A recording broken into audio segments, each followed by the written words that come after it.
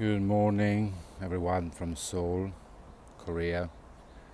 So, I had a Tibetan Singing Bowls course a few days ago, and was fascinating. Was really interesting, and I do have one at home, and I use it before meditation, and just hitting the ball, and like the sound, the vibration, relax me, and then I start my meditation. But I never knew like the way to use it, and I knew that the sound has healing frequencies, but I never really went deep in the details to find out what it was all about.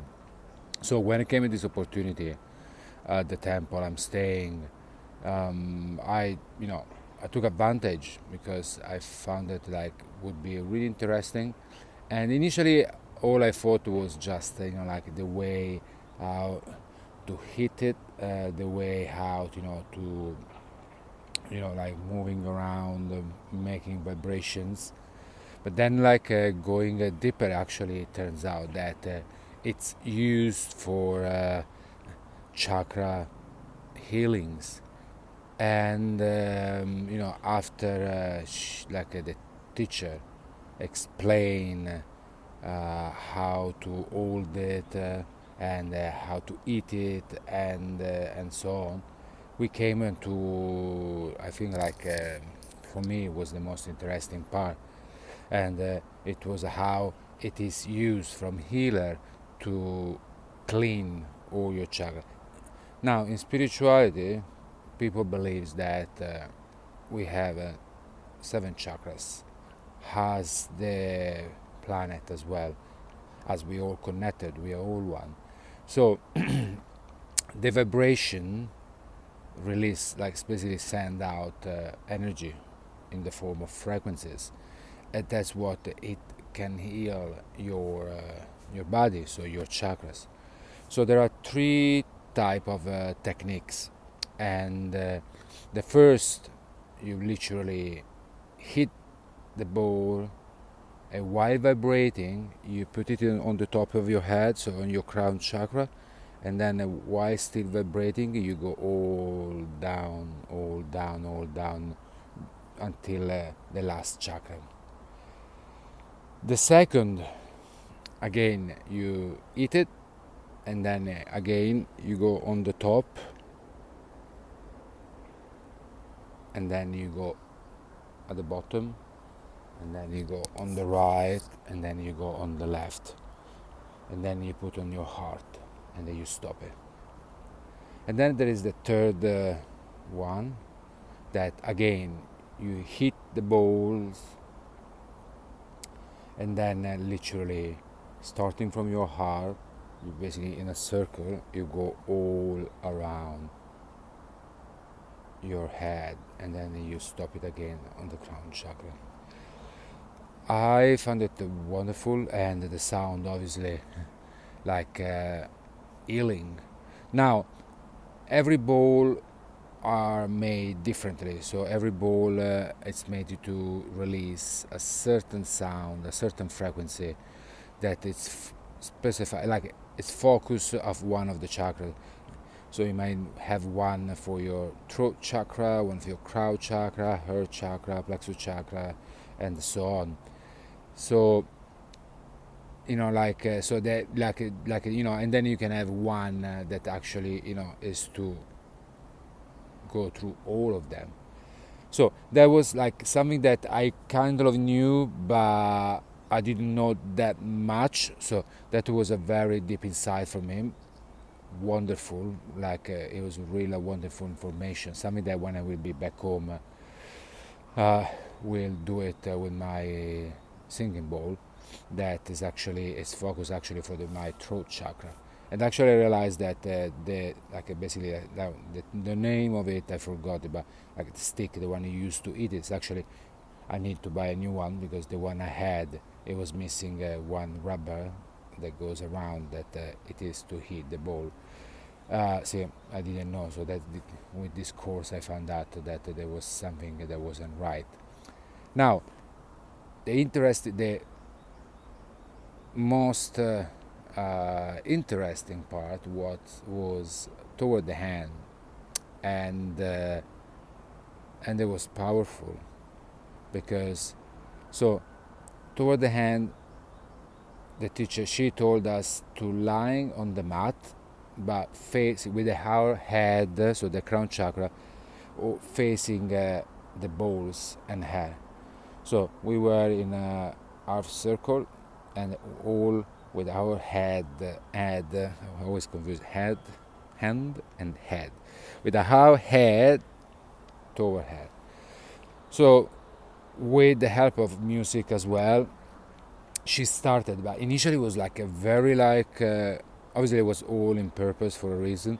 So initially the music was loud and kind of like annoying, and then slowly, obviously always using the balls. The music got like softer and softer and softer until becoming a very like a soft and healing sound. She she came around with the ball with using the healing fragrance of the ball like close to our hand, to all of us. And now is when actually something interesting, really interesting happened. So I was lying on the mat, my hands facing down the mat, and when we ended the session, literally my hand was burning, and there was this sensation of like kind of like a needles inside my skin, like trying to find a way out. And as there's sort of like a needle, that's the only way I can define them, was kind of like hitting my skin, my hands was getting hot. It was hot, but it wasn't like an uncomfortable heat, but it was like a feeling of like energy in my hands. It was wonderful. That reminded me about, when years ago in London, I remember I woke up in the middle of the night, touching the bed sheets, and like from my fingerprints was coming like a blue light of energy. At the time, my hands was not like didn't feel that energy that I felt at the course, but there was something, because some people was noticing something in my hands that I couldn't at the time. So I feel like that somehow at that period, my body was charged of energy, and this energy was all concentrated in my hands.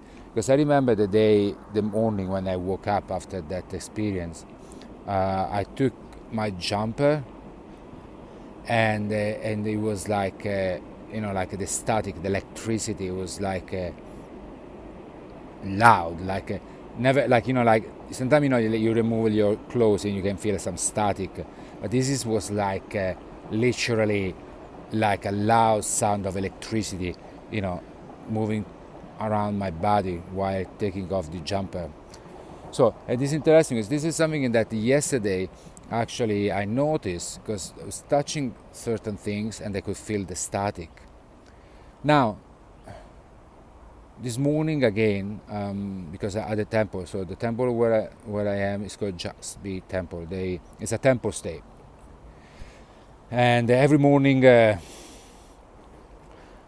6 o'clock we do prayers, and we bow for 180 times, like a Buddhist, I would say Buddhist tradition, and then you meditate for 40 minutes and more if you like. And today, after the meditation sessions, normally I ended up lying on the mat to stretch my muscles, and again the same sensation I felt. during the Tibetan singing bowls. So something is happening. I guess that they stay in the temple and trying to live a peaceful lifestyle and focus on the now as much as I can. You know, I think it's kind of like recharging, because that what happened years ago when I had that experience at that night. Like for a few months, where I was like highly focused to stay in the now and don't let any negative thoughts come in. It was like I did build up some strong spiritual energy that probably was released in that way that night. Because I don't know if you can reach a point where you cannot hold it, you needed to release it, and that's maybe the reason of how healing works. Like, probably many of you have heard about Reiki. So Reiki is basically how it works. The healer channel his or her inner energies toward their hands and then release those energy all around the people body. And that's how they heal them from negativity, sometimes even diseases, illness, and clean. Obviously, it's meant to clean and heal all your chakras. And that was one of the reasons why, when I was in Edinburgh, in Scotland, I did start to learn and practice Reiki, because I wanted to understand more about this, especially because my grandmother was a healer. She used like a different technique than Reiki, but the concept was exactly the same. It just was different the way it was done. And obviously, like in all those years, I met so many healers, because I wanted to experiment and understand. And then obviously I know that the genuine healer, the real one, you can feel it. You can really feel it. So since I moved back to London, I stopped. I would say life took over. I would say it's not an excuse, because the day is 7 days, a week is 7 days, and I can find a day. So I would say it's not an excuse. And so I would say probably it's time for me to restart. To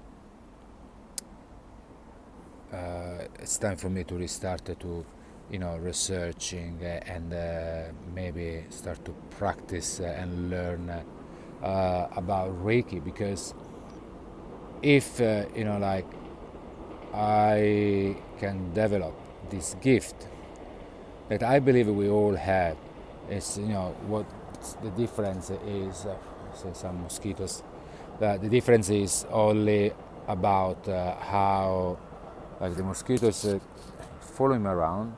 The difference is only what I was saying.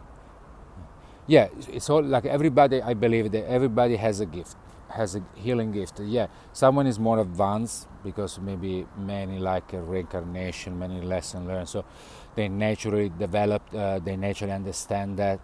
But others needs to learn and practice and to become more aware, to activate those inner energy. So I know that I can. Obviously, I know that it's possible, and so it's all about